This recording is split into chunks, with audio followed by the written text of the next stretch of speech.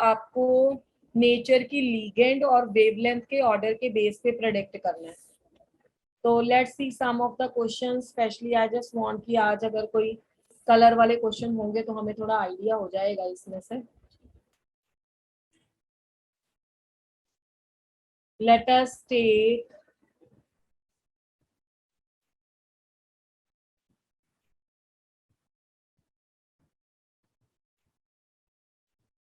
Question number 14। एक complex है आपका FeNO2 थ्राइस Cl3 आर। मैंने वैसे जेई में भी कल बताया है, जब वो मेंस का फर्स्ट वाला पेपर देके आए हैं, आपको को भी बोल रही हूँ, पी ब्लॉक में ना बहुत स्ट्रेस नहीं लेना है।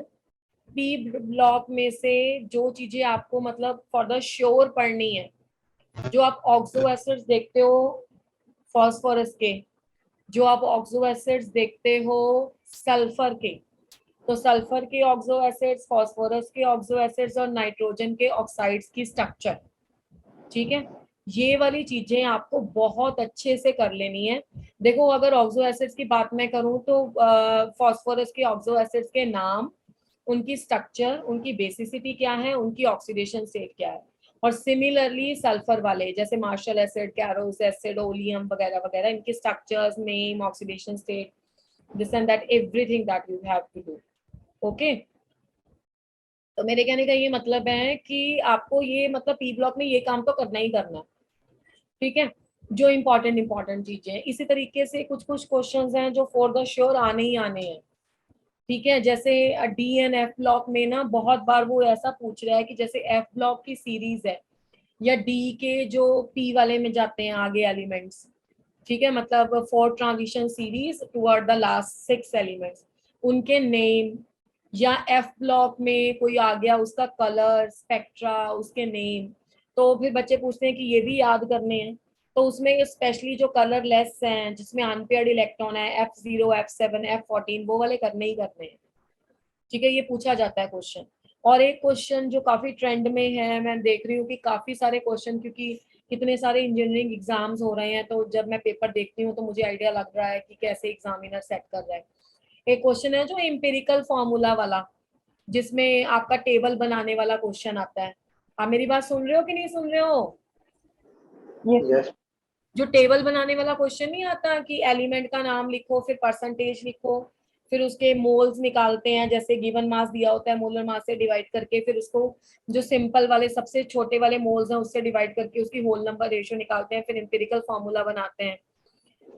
तो वो वाला क्वेश्चन भी एक इम्पॉर्टेंट है। कल बड़ा लॉजिकल क्वेश्चन आया हुआ था, है क्वेश्चन वो टेबल वाला ही था।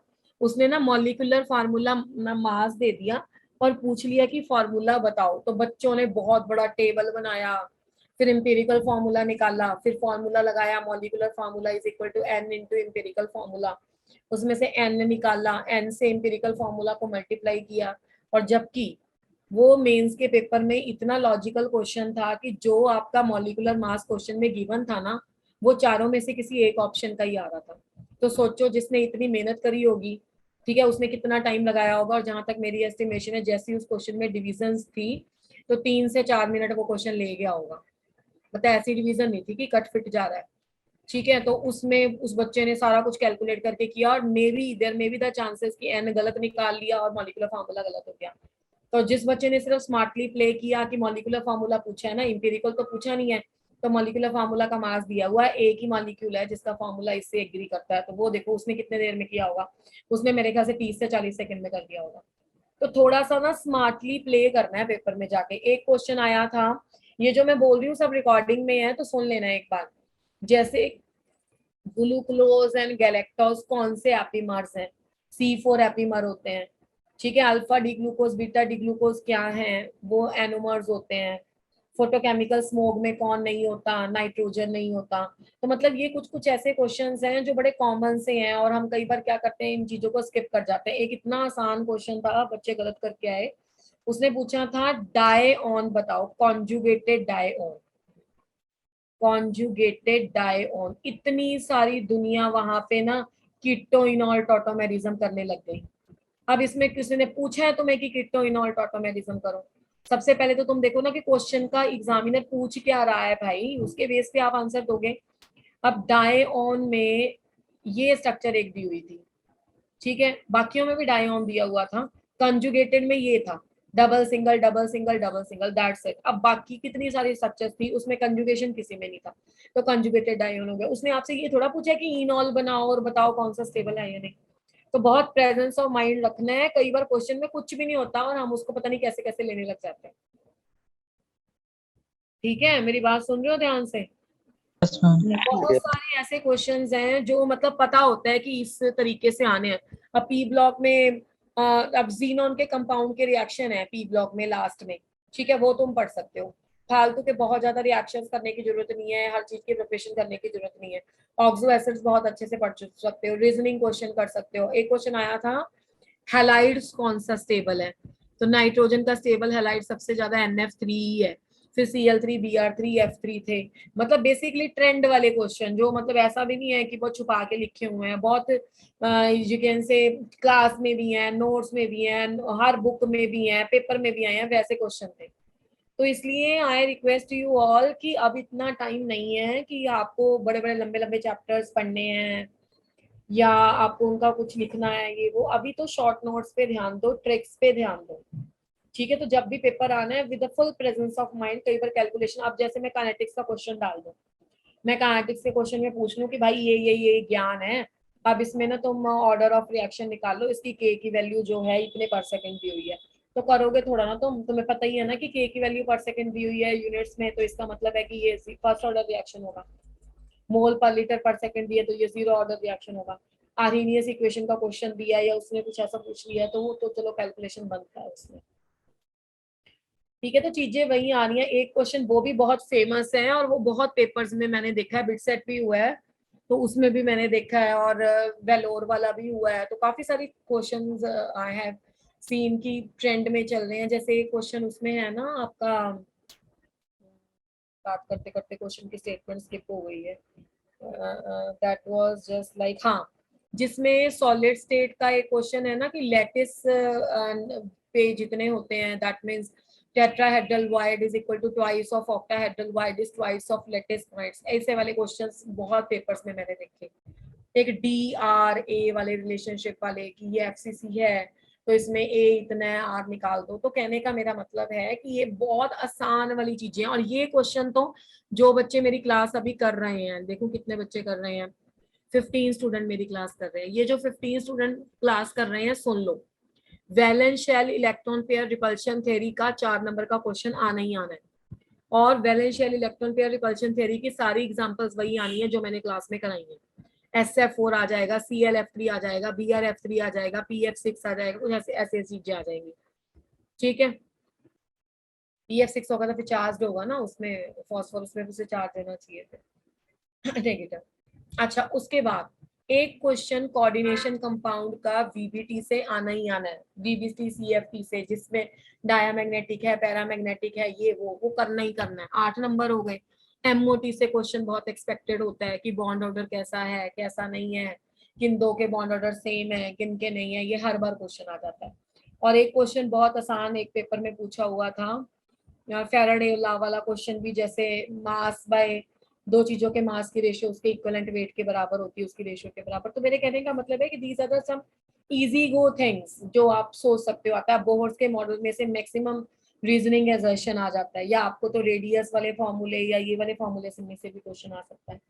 तो ये चीजें पढ़ के जानी है। और जो आपकी वो है मेटलर्जी वाली चैप्टर, मेटलर्जी वाले चैप्टर में से जो मेन प्रोसेसेस है, बॉक्साइड और क्या होता है, वैन आर्कल मेथड क्या होता है, ये वो जो क्लास में कराई हुई है चीजें, क्वेश्चंस में भी आई हुई है, मतलब मेन बस जो आपकी प्रोसेसेस हैं, रोस्टिंग क्या होता है, कैल्सिनेशन क्या होता है, इसको स्मेल्टिंग किसको बोलते हैं, फर्नेस में क्या यूज होता है, वगैरह वगैरह, ये चीजें आती हैं इसमें।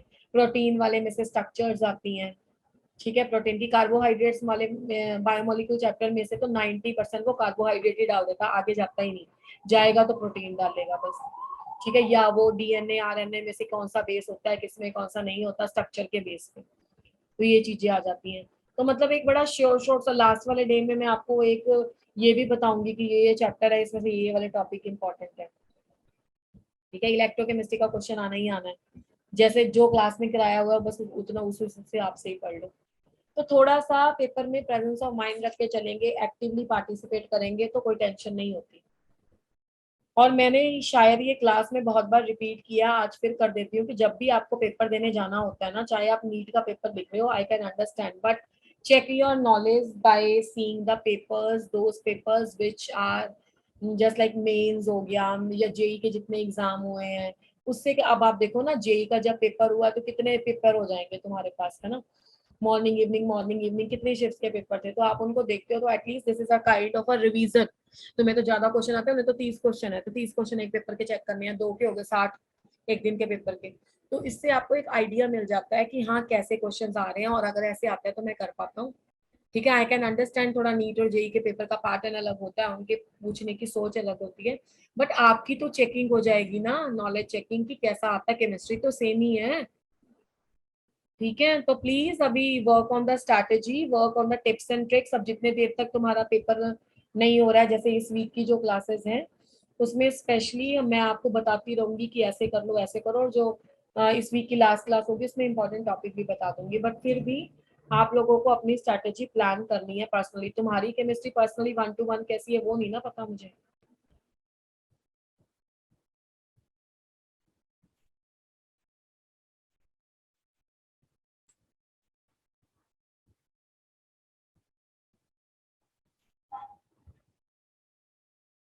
बड़ा आसान क्वेश्चन है, देखते ही आंसर फटाफट चैट बॉक्स में टाइप कर दो।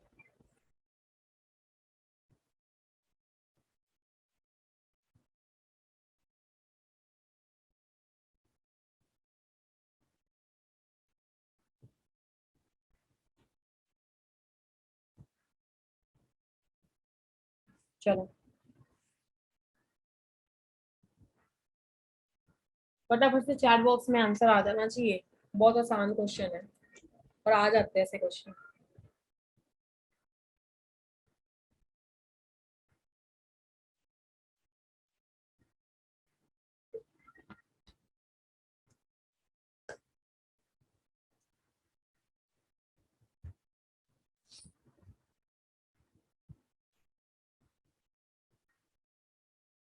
एक भी बच्चे का आंसर नहीं आया, कैसी प्रिपरेशन हो रही है फिर तुम्हारी, क्या बात हो गई भाई। हाँ ठीक है अभी, गुड, ध्रुव करेक्ट, बिल्कुल भाई, लिंकेज आई से हमारा शक ही नहीं है कोई। NO2 लगा है तो NO2 से लगा है, इससे लगा है, तो ये क्या शो करता है। अगर इस क्वेश्चन में इतना टाइम लग रहा है ना, फिर तो मैं क्या बोल दूं तुम्हें, डिफरेंट मोड ऑफ अटैचमेंट है।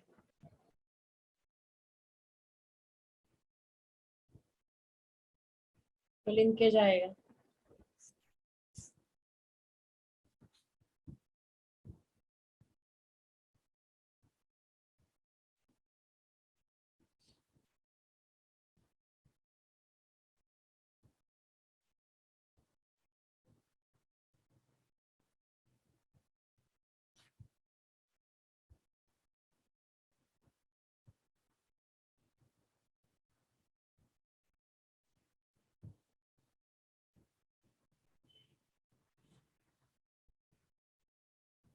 ये थोड़ा सा सोचो, फिर पता लगेगा आंसर।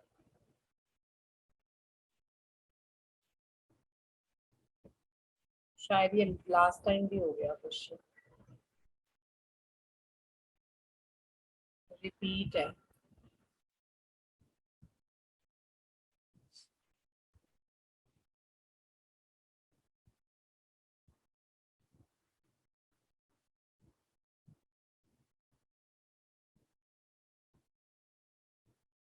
Think about it. ये आ गया है लास्ट में क्वेश्चन, मेरे हिसाब से तो आ गया।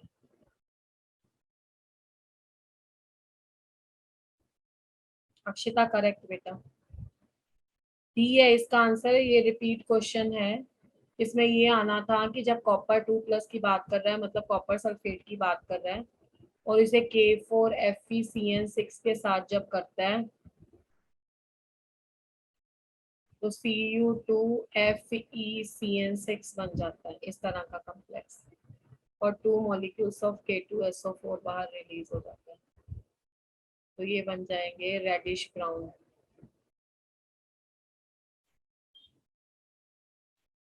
पीपीटी। तो ये आपके पास आ जाएगा आंसर में।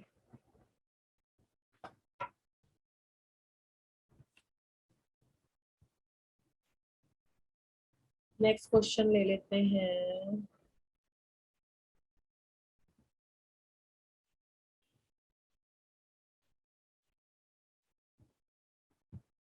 दो क्वेश्चन लिख देती हूँ, छोटे छोटे हैं।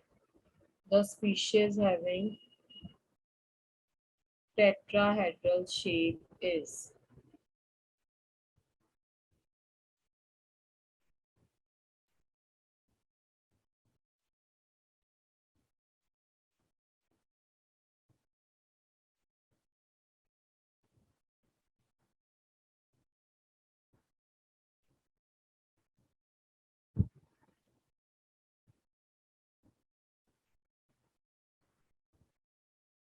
ये 16 हो गया, 17 है।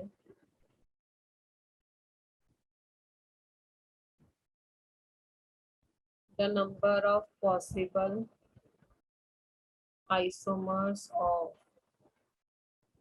octahedral complex CO C2O4 twice NH3 twice। अच्छा, ये इसी के साथ ही है।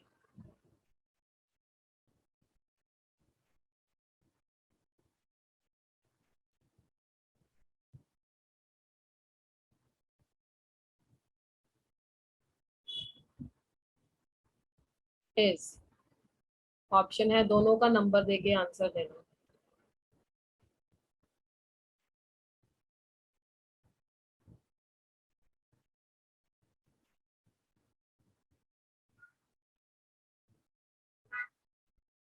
चलो,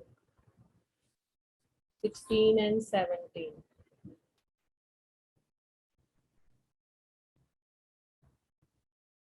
अक्षिता, शिते 16 ठीक है तुम्हारा, ध्रुव का भी 16 ठीक है, 17 बताओ आप।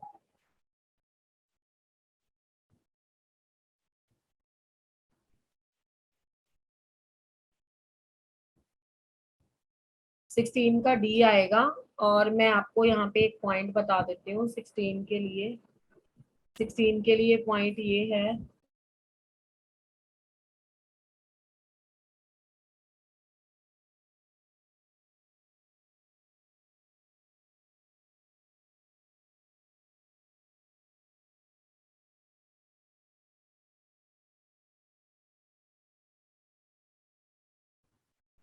बेटे जब भी आपकी second and third transition series है ना, second and third transition series के जितने भी एलिमेंट्स हैं, ये इंपॉर्टेंट पॉइंट है, वो हमेशा स्क्वायर प्लेनर कॉम्प्लेक्स बनाएंगे। स्क्वायर प्लेनर से भी ज्यादा इंपॉर्टेंट बात ये है कि इनर डी बनाएंगे, ठीक है। और स्क्वायर प्लेनर होते हैं, तो ये वाला नहीं बना सकता टेट्राहेड्रल, ये वाला नहीं बना सकता। जो फर्स्ट ट्रांजिशन सीरीज है इसमें स्ट्रॉन्ग लिगेंड है, तो ये भी इनर ही बनाएगा। तो फर्स्ट ट्रांजिशन सीरीज में आपको चेक करना होता है, वीक लिगेंड है तो वो फिर आउटर बनाएगा, और आउटर में इसमें sp3 बनता है। 17 बताओ, 17 का कितना आंसर है भाई? quickly tell the answer of 17।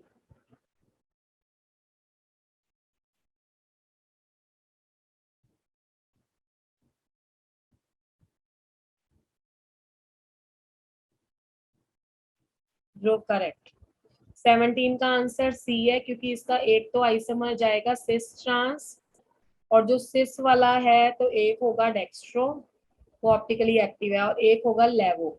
तो हम इसको 4 नहीं गिनेंगे, सिस वाला तो 2 जगह आ गया ना, तो 2 यहाँ से गिनेंगे और एक यहाँ से एक्स्ट्रा गिनेंगे, तो 2+1 हो जाएगा 3।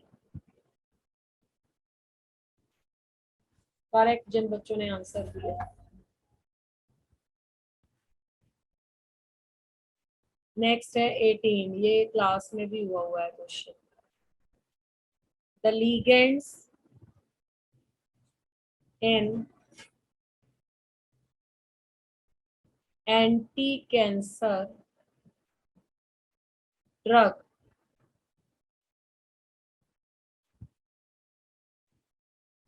cisplatin are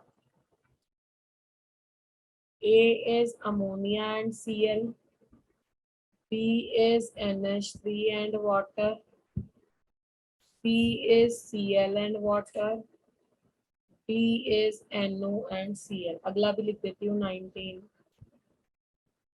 The correct order of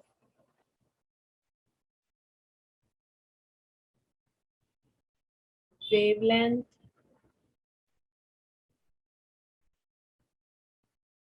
of absorption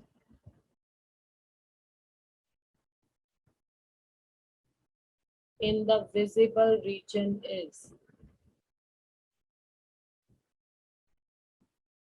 A is Ni NO264 negative, Ni NH362 plus, Ni H2O62 plus. P is Ni NO264 negative, Ni H2O62 plus, Ni NH362 plus. ये colour वाला question है, कुछ इस तरीके से question आते हैं nature of ligand से.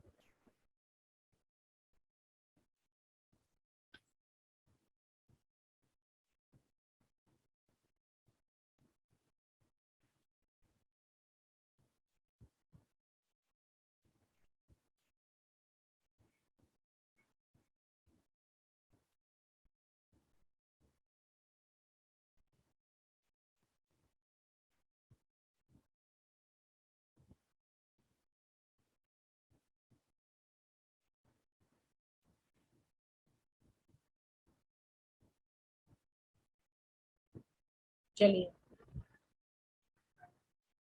18 and 19.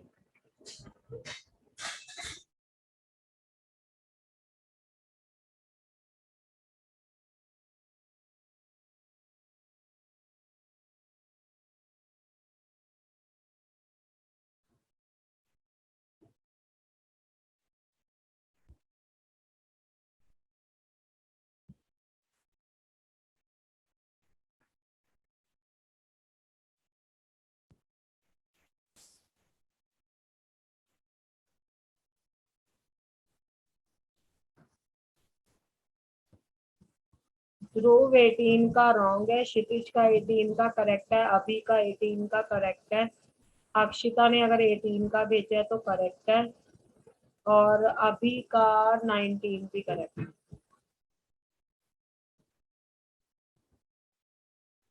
एंटी कैंसर ड्रग तो सोचना ही नहीं चाहिए. PTNH3 ट्वाइस Cl2 ट्वाइस होता है, सिस्प्लेटिन इसको बोलते हैं. तो क्या आ गई आपके पास? Ammonia and Cl. Correct order of the wavelength in the visible region is. Wavelength का क्या रीजन होगा? देखो, wavelength is inversely proportional to the energy. जितनी एनर्जी ज्यादा होगी उतनी कम वेवलेंथ होगी. ठीक है. अब जो आपका वीक लिगेंड है जैसे कि वाटर, ठीक है, वाटर के केस में हमारे पास, मैं ना एक सीरीज देती हूँ तुम्हें, वो तुम फ्यूचर में लर्न कर लेना. इसका भी आंसर यही है. जब आप इसको रिवाइज करोगे ना चैप्टर को, इतना सा पोर्शन लर्न कर लेना. I negative, Br negative, Cl negative, NO3 negative, F negative, water, ammonia, NO2 negative, Cn negative and CO. इसको हम बोलते हैं स्पेक्ट्रोकेमिकल सीरीज का पार्ट है ये स्पेक्ट्रोकेमिकल सीरीज है. तो इसमें देखा जाए तो बाकी जो क्वेश्चन में दिए हुए हैं इसमें से वाटर है weakest ligand. This is a weakest ligand. ठीक है. तो इसका होगा लोएस्ट एब्जॉर्प्शन, लोएस्ट एनर्जी ये एब्जॉर्ब करेगा. पर हम एब्जॉर्ब की तो बात कर ही नहीं रहे, हम तो एमिटेड की बात कर रहे हैं। तो जो आपकी एनर्जी एमिटेड है वो क्या हो जाएगी, वो हाईएस्ट हो जाएगी इसकी। ठीक है, तो इसका इसलिए वो वाली ऑप्शन करेक्ट होगी जिसमें वाटर सबसे पहले है, उसके बाद अमोनिया, फिर नाइट्रो है। तो ए वाज अ करेक्ट ऑप्शन। और पहली बात, लिगेंड की नेचर जो एनर्जी बताती है वो एब्जॉर्प्शन बताती है, तो आपको इससे रिवर्स लेनी होती है, क्योंकि हमें एब्जॉर्प्शन से थोड़ा कलर आता है, हमें तो जो भी दिखाई देगी वो एमिटेड एनर्जी दिखाई देगी ना। 19 तक हो गया हमारा। 20,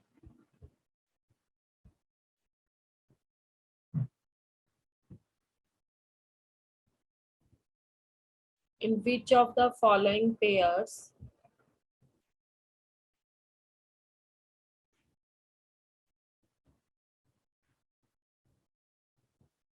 both complexes show optical isomerism?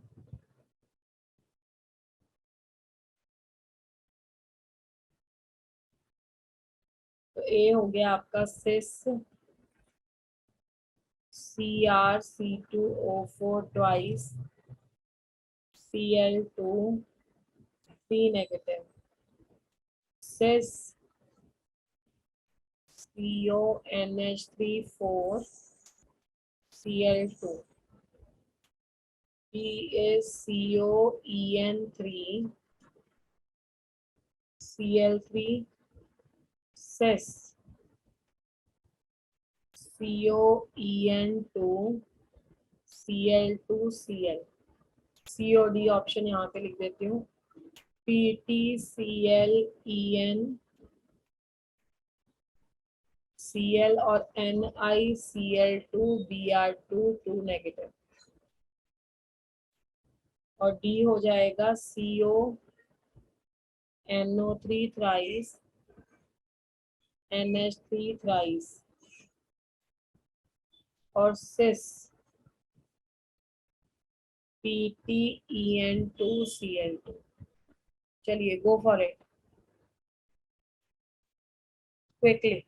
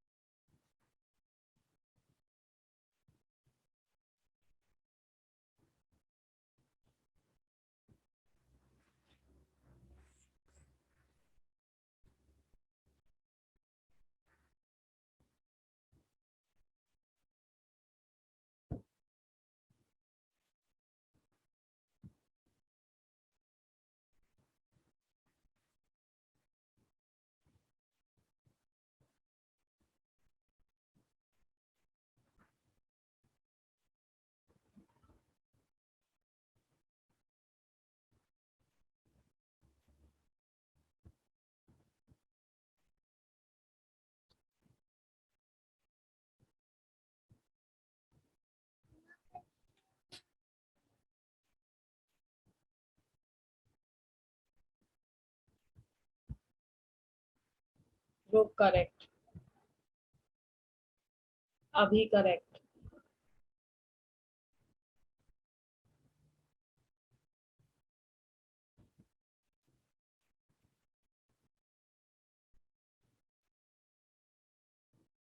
क्षितिज करेक्ट।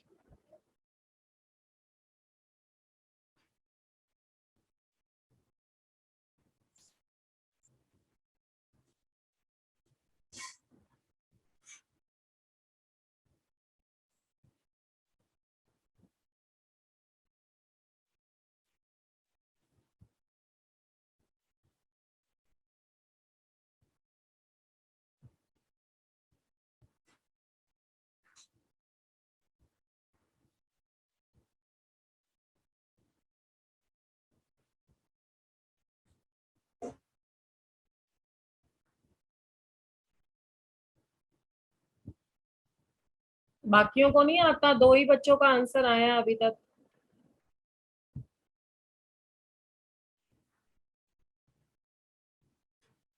20 का करेक्ट होगा B option.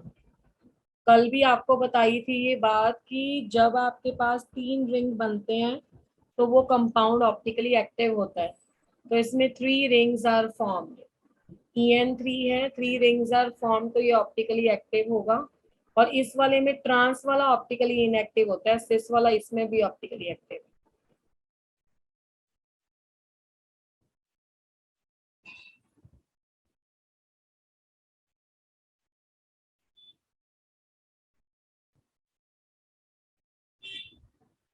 An aqueous solution of CoCl2 on addition of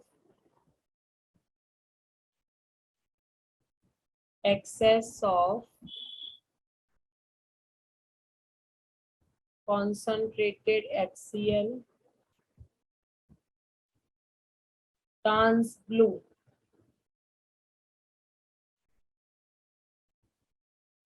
due to formation of A is CO, H2O4, Cl2, B is CO, H2O2, Cl4, C is CO, Cl4 2 negative, D is CO, H2O twice Cl2. 22 भी कर लेते हैं. Which of the following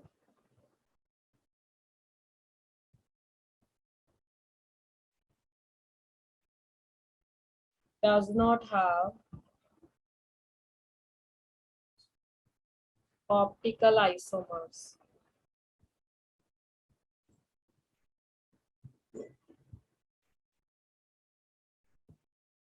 So A is CO, NH3 thrice Cl3, B is CO, En thrice 3 plus, C is CO, En twice Cl2 Cl, E is CO, En, NH3 twice Cl2 and Cl. चलिए दोनों का answer दीजिए.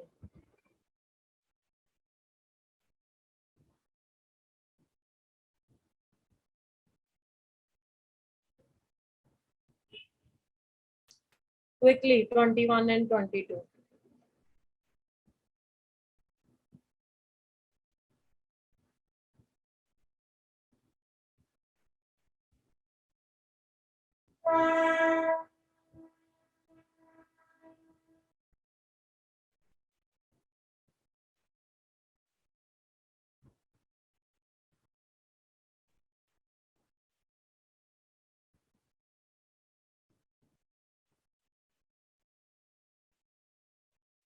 दो बच्चों के ही answer आ रहे हैं बस, बाकी तो आराम से बैठे हैं.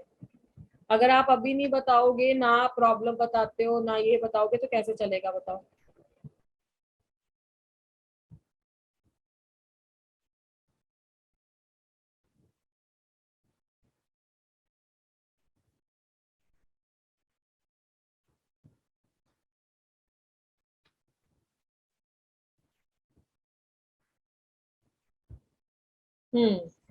Let's check out the answer क्या आप लोग दे रहे हो. जसकिरत 21 करेक्ट है बेटे, 22 भी करेक्ट है. अक्षिता 22 करेक्ट है.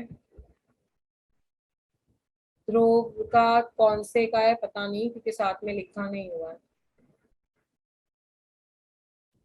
अक्षिता करेक्ट है. क्षितिज का भी कौन पता नहीं है किसका लिखा है आपने. अभी का करेक्ट है. क्षितिज का करेक्ट नहीं है.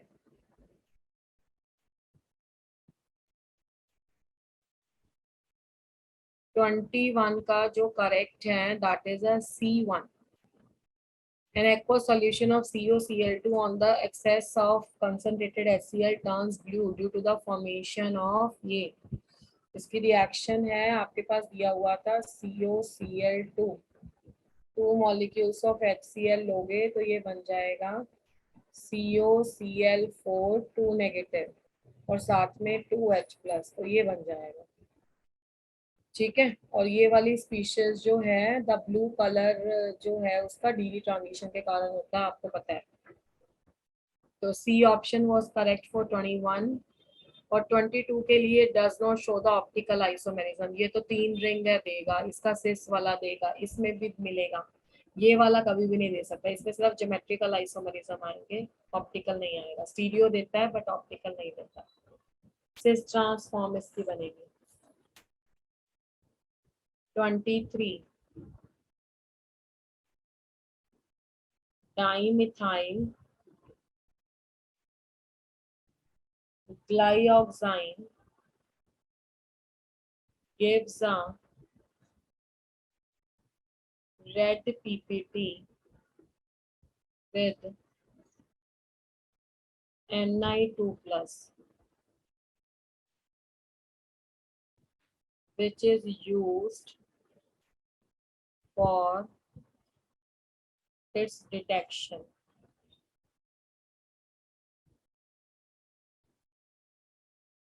To get this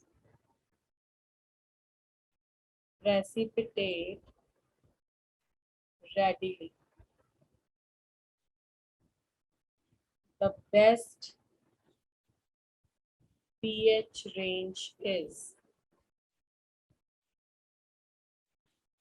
A is less than 1, B is 2 to 3, C is 2 to 4, D is 9 to 11. 24 भी लिख देती हूँ नंबर के साथ, आप देना option. Which one of the following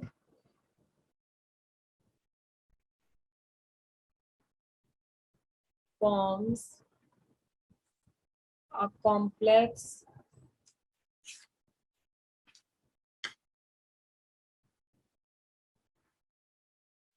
with excess of Cn negative यानी कि cyanide having coordination number 2. A is copper 2+, B is silver plus, C is nickel 2+, D is AlOH3. चलिए go for its answer. 23 and 24.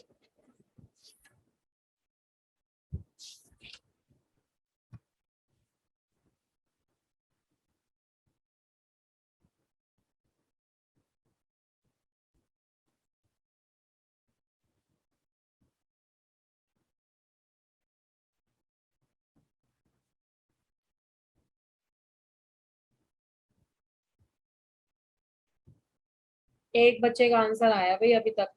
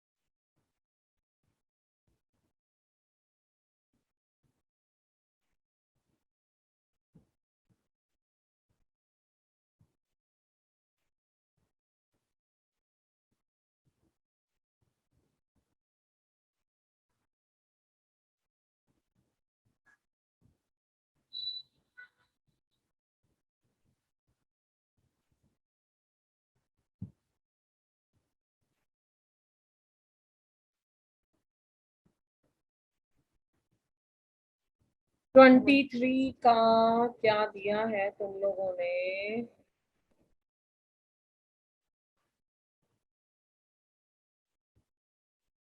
Dhruv 23 is not correct, या फिर ये 24 का है, तो 24 का भी नहीं correct.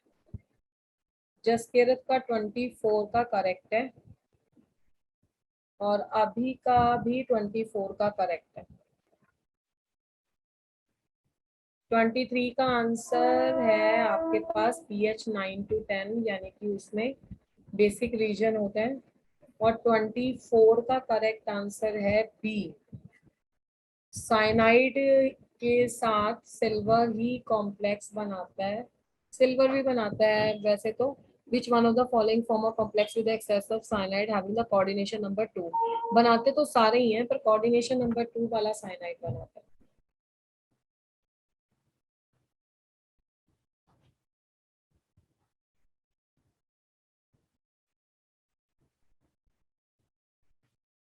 Twenty five,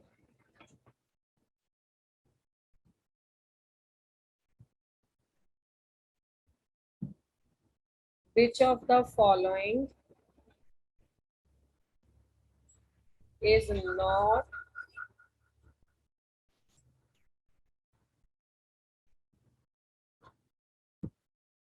considered as an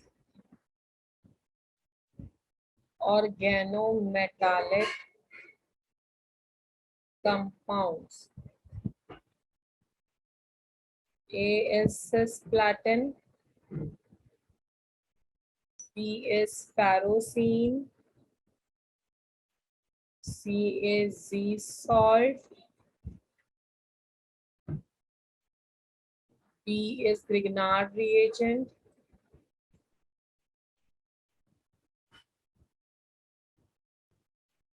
(26) the ligand called pi acid is A CO, B NH3, C C2O4 2 negative, D C2 H8 N2. 27 the complex used, ये तो मैं आता है, तो मैं एंटी कैंसर ड्रग वाला ये रहने देती हूँ। 28 कर लेते हैं, एंटी कैंसर ड्रग वाला क्वेश्चन रिपीट था।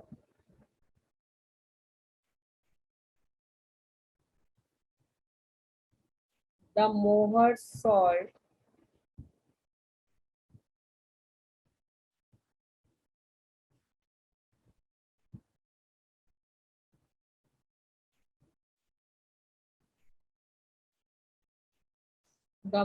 salt is shown by A NH4 2 FeSO4 twice 6 water, B is FeSO4 NHOSO4 6 water, C is K2SO4 Al2SO4 thrice 24 water, D FeSO4 NH4 twice SO4 and 6 water। चलिए 25, 26 और 28 ऐसे लिख के answer करना options.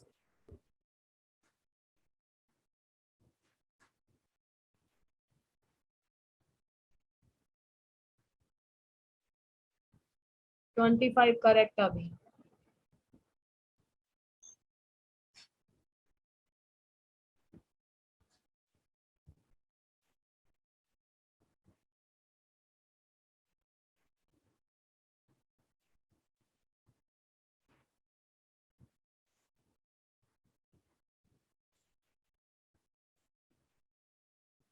एक ही बच्चे का आंसर आया अभी।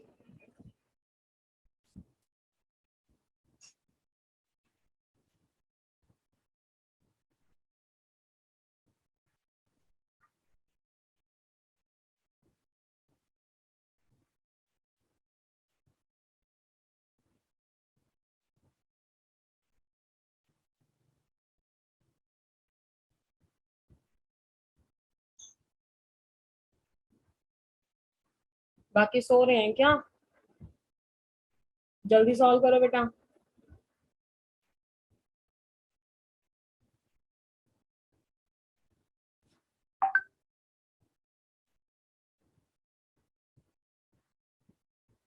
हाँ जी, पूछिए पूर्णिमा, क्या पूछना है?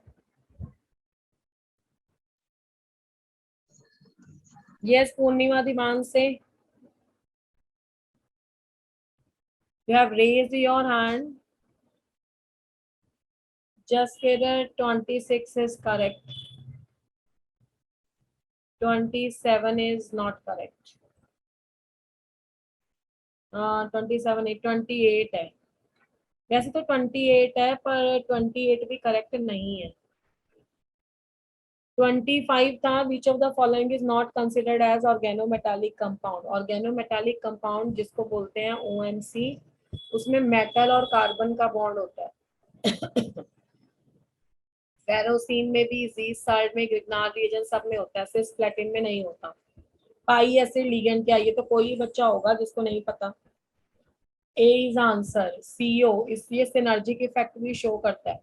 सिनर्जिक इफेक्ट का मतलब होता है बैक पाई बॉन्डिंग करता है।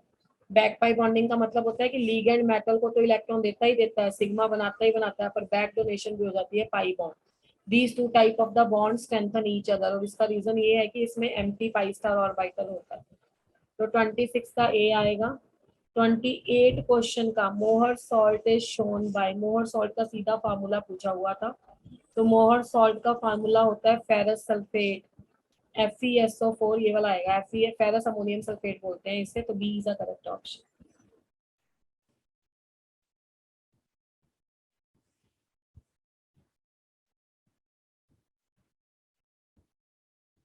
Twenty nine,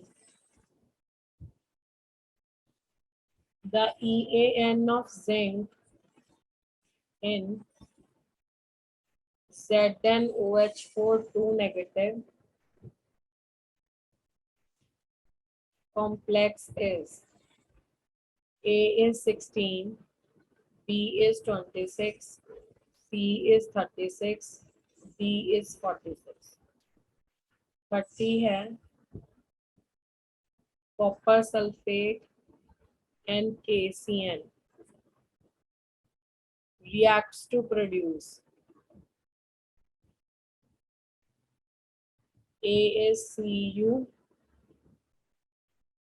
Cn twice, B is Cu, Cn, C is K3, Cu, Cn4, D is K4, Cu, Cn6।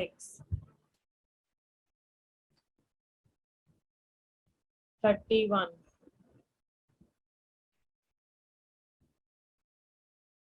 organometallic compound is A is TiOCOCH3 B is TiC2H5 C is TiOC6H5 D is TiOC2H5। These are the 29, 30 and 31. Go for them.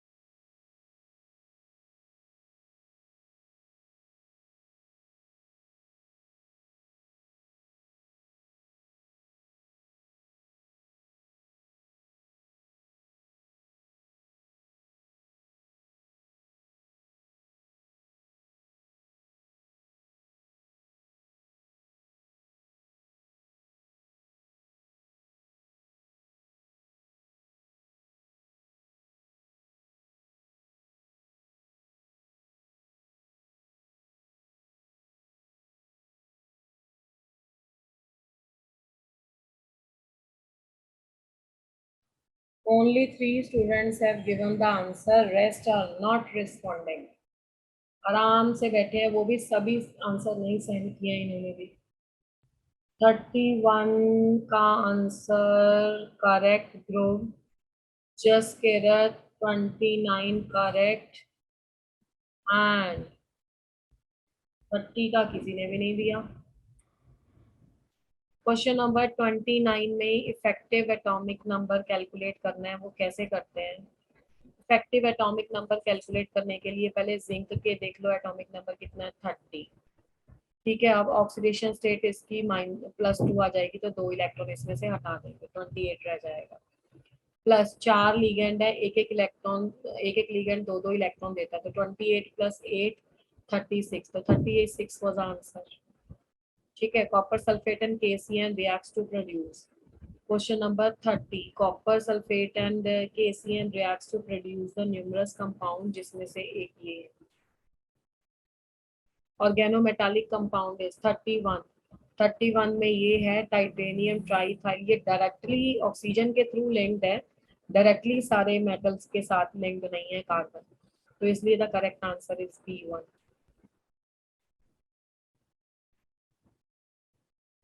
Last questions,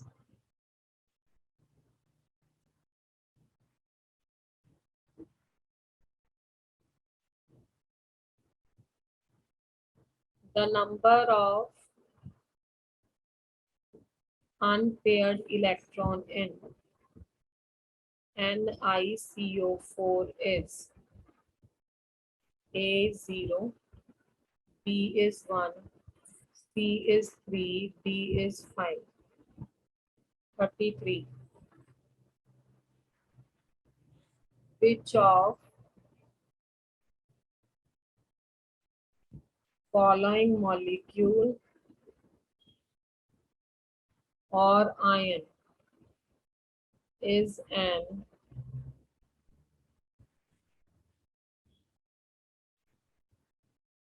a bidentate ligand?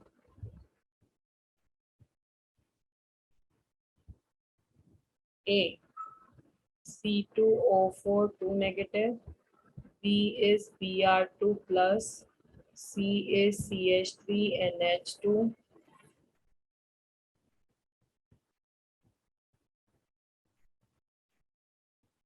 D is CH3C triple bond N.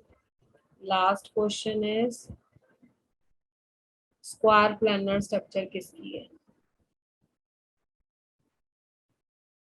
A is Ni CN4 2 negative, B is NiCO4, C is ZnNH3 4 2 plus, and the D is NiCl4 2 negative. Chaliye, give the answer quickly to all these questions.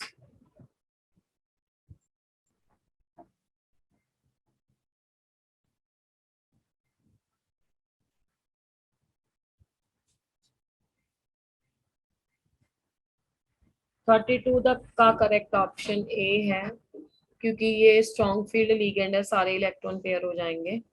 कौन सा bidentate ligand है? 33 was very easy question, 33 का ए है। Square planar complex इसमें आप अभी करके हटे हो कि दैट इज ए ओनली। तो these are the 34 questions that we had done in the 2 classes, and now it is your duty कि आप इस चैप्टर को रिवाइज कर दो। हाँ जी ठीक है, जिन्होंने भी चैट बॉक्स में आंसर सेंड किए हैं। ओके, अभी मैंने कोऑर्डिनेशन अपनी साइड से रिवाइज करा दिया है, अब आप लोगों को इसको अच्छे से कर लेना है। नेक्स्ट क्लास में we are going to do the questions of D and F block elements.